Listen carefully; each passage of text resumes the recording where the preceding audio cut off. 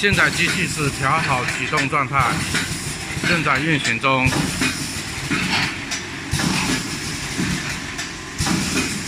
机器的话，气管和电路都重新进行了整理，然后用固定全都进行重新固定了。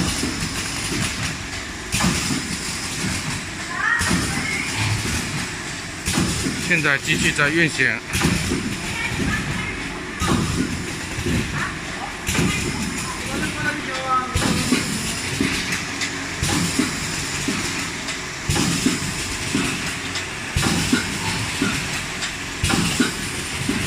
我按下暂停键，机器立马停止。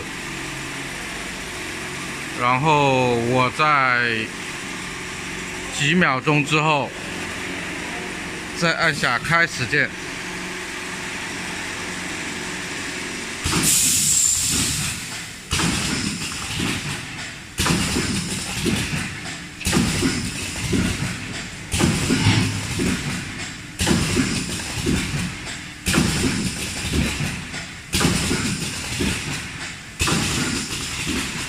机器在运行。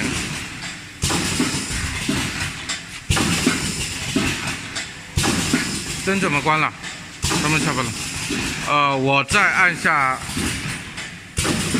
下停止键，机器停止。哎，安全门等一下打开，我再按下开始键，机器运行。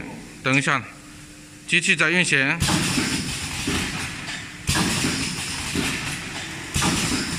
然后打开安全门，安全门打开，机器出现报警停机，报警停机，安全门问题，报警停机，安全门关上，安全门关上，灯，先，安全门关上，报警消除，报警消除没有？没有报警了啊，可以按下开始键。再重新运行。